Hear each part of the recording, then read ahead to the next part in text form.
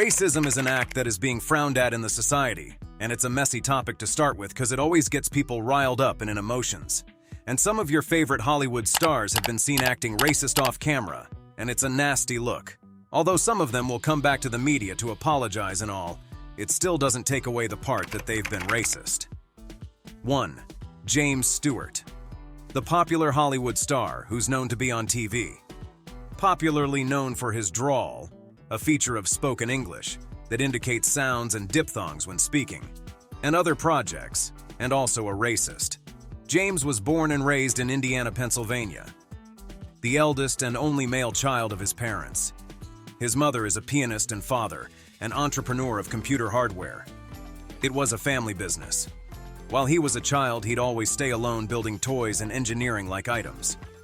James Stewart went to the University of Princeton where he studied architecture. His community where he lived believed that he's a product of his environment, that is Indiana, Pennsylvania, where it's mostly white and most of them distrust African American or black people in general.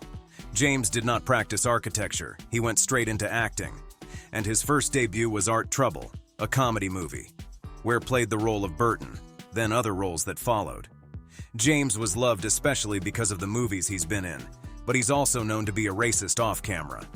Although people surrounded by James say he's a sweet person and still nice off camera, which is true, but that will be because the people he surrounds himself with are people like him, white and like-minded people. James was accused of racism by a black co-star, Woody Strode.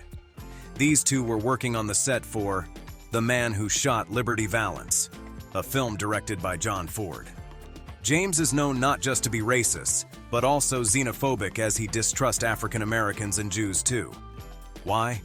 Woody Strode, who co-starred with Stewart in The Man Who Shot Liberty Valance, said that Stewart seemed particularly distant from him when they weren't filming scenes together. Furthermore, it seems that Stewart was among the select few who declined to shake his hand when the filming came to a conclusion. Actor Hal Williams claims that Strode, who is African American, was sacked by Jimmy Stewart from a Jimmy Stewart Show episode because the host was angry that Strode's character would have been treated unfairly. Stewart actually fired him from an episode of the Jimmy Stewart Show because he was angry that Strode's character would have been a potential subservient role to a black man. A white actor was cast in Strode's place, despite the fact that the show itself failed in its first and only season. Ultimately, John Wayne, who identified as a white nationalist and appeared in more films than Stewart, where African Americans played prominent parts. Stewart hasn't had a black character in a speaking role until Strode in Liberty Valance. In relation of xenophobic act, he developed a friendship with the FBI director J. Edgar, so that when it's time to fish out Hollywood communist, he would be the one to do that. 2. William Frawley. William Frawley is best known for his iconic portrayal of Fred Mertz on the beloved television show I Love Lucy. However, many are unaware that Frawley had a long and varied career in entertainment well before he became synonymous with this role. Born in Burlington, Iowa, Frawley was the second son in his family. He attended Catholic schools and sang in the choir at St. Paul's Catholic Church. Despite his mother's strong religious beliefs, which disapproved of theater, Frawley pursued his passion for acting, taking on minor roles in local theater performances at the Burlington Opera House and amateur shows. Frawley brought a wealth of experience to his role on I Love Lucy. His extensive background in vaudeville and film allowed him to embody the character of Fred Mertz with authenticity and skill. However, Frawley's off-screen persona was far less charming. Known for his misogynistic attitudes and struggles with alcoholism, his behavior often overshadowed his talent. His negative attitude and drinking habits hindered his ability to achieve major star status. By the time he joined the cast of I Love Lucy, Frawley had already earned a notorious reputation. Industry executives were initially reluctant to cast him, urging Desi Arnaz and Lucille Ball to find another actor for the role. Frawley's chronic drinking and frequent use of racial slurs made the set an uncomfortable place for his colleagues. His relationship with his on-screen wife, Vivian Vance, was particularly strained, as he often made condescending and hurtful remarks towards her. Despite these challenges, Frawley's performance as Fred Mertz remains a beloved part of television history. His ability to bring humor and depth to the character left an indelible mark on the show and its audience, even as his personal demons continued to plague him off-screen. 3. John Wayne. Most people don't know that his real name is Marion Robert Morrison. John Wayne is his professional name. John Wayne was born on May 26, 1907 in Winterset, Iowa, is one of the most iconic figures in American cinema. His screen persona and contributions to the film industry, particularly in Western and military genres, have left an indelible mark on Hollywood's golden age. Despite his professional acclaim, Wayne's personal views, especially those expressed in a notorious interview, have sparked significant controversy and scrutiny. Marion Robert Morrison was the son of Clyde Leonard Morrison, a pharmacist, and Mary Alberta Brown. The family moved frequently during his childhood, eventually settling in Glendale, California. Wayne's early years were spent in a predominantly white community, and he had limited interactions with African Americans. This sheltered upbringing may have influenced his later views on race. Wayne attended the University of Southern California, USC, where he initially pursued pre-law and was also a member of the university's football team. A severe injury, however, ended his athletic career prematurely. This incident inadvertently steered him toward acting, as he began working on film sets to support himself. John Wayne's career spanned over 5 decades, from the silent film era of the 1920s through the American New Wave. He appeared in 179 films and television shows, becoming a leading box office draw for 3 decades. Wayne's rugged, stoic persona made him a natural fit for westerns and war films, and he became synonymous with these genres. Some of his most famous films include Stagecoach, 1939, The Searchers, 1956, and True Grit, 1969, for which he won an Academy Award for Best Actor. Despite his cinematic achievements, John Wayne's legacy is marred by his controversial and racist remarks. In a 1971 interview with Playboy magazine, Wayne made several statements that revealed his prejudiced views. He asserted his belief in white supremacy, stating, "I believe in white supremacy until the blacks are educated to a point of responsibility.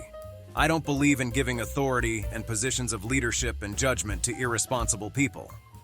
These comments shocked the public and have been widely condemned as deeply racist. In response to Wayne's statements and the broader societal reckoning with systemic racism, the University of Southern California's School of Cinematic Arts decided to remove the John Wayne exhibit from its museum. Evan Hughes, the Assistant Dean of Diversity and Inclusion, explained the decision. Conversations about systemic racism in our cultural institutions, along with the recent global civil uprising by the Black Lives Matter movement, require that we consider the role our school can play as a changemaker in promoting anti-racist cultural values and experiences. Therefore, it has been decided that the Wayne exhibit will be removed. While John Wayne is revered by many for his contributions to American cinema, his legacy is complicated by his racist views. Among his peers, neighbors, and family, he is remembered fondly, yet these personal accolades cannot erase the impact of his public statements. The reassessment of his legacy reflects a growing recognition of the need to confront and address the harmful ideologies that have been perpetuated by cultural icons. John Wayne's story serves as a reminder that even celebrated figures must be held accountable for their views and actions. As society continues to grapple with issues of race and representation, Wayne's legacy will likely remain a subject of debate and reflection. 4. Walter Brennan. Walter is a popular Hollywood man for acting in the 90s. He was born and brought up in Lynn, Massachusetts on the 25th of July, 1894. His parents were Irish immigrants. He was initially studying Rindge Technical in Cambridge before he went into acting. At 15, he started acting, but had to stop because of the First World War. Then he was enlisted to the Army. While serving as an Army in Europe, Brennan was injured due to mustard gas. After the war, he worked as a reporter. He tried so many things so he can be financially stable. He tried a pineapple farm, then moved to real estate. Made money, but it collapsed. Walter Brennan went back into acting. He started getting roles that are supported. Some he would just be seen once. Then he got the one that put him to limelight, Come and Get It. He won an award for this role, and he was now popular. Aside from all these, he's known to be a bad person and racist person. He once said when people were protesting that those people should have been dealt with a machine gun. People on set said Walter Brennan celebrated Martin Luther King's death. and when Robert F. Kennedy was murdered in 1968. He was known for promoting hate. He was against civil rights, very biased, and used his platform to spread and preach the ideals of hating on blacks. Walter Brennan was paranoid, maybe as a result of his bad deeds, but he created a bunker in his Los Angeles estate with different types of firearms, food rations, and other survival supplies. Why did he do all these? He said he felt the Soviets were going to take over the US. He also forced his workers to vote for the candidates he chose. He died in 1974 at the age of 80. 5. Don Imus. Don Imus, a well-known American radio host, faced widespread condemnation for racist remarks made on his show in April 2007. The incident occurred during a segment on his nationally syndicated program, Imus in the Morning, when he referred to the Rutgers University women's basketball team using derogatory and racially insensitive language. Imus called the team members nappy-headed hoes, sparking immediate outrage from various communities, civil rights organizations, and public figures. The backlash was swift and severe. Prominent leaders, including Reverend Al Sharpton and Reverend Jesse Jackson, demanded accountability and called for Imus's dismissal. In response to the public outcry, CBS Radio and MSNBC, which aired the show, suspended and subsequently terminated Imus's program. The incident highlighted the pervasive issue of racism in the media and prompted a broader discussion about the responsibility of public figures and media outlets in addressing and preventing hate speech. Imus's comments not only damaged his career, but also underscored the harmful impact of racial stereotypes and derogatory language.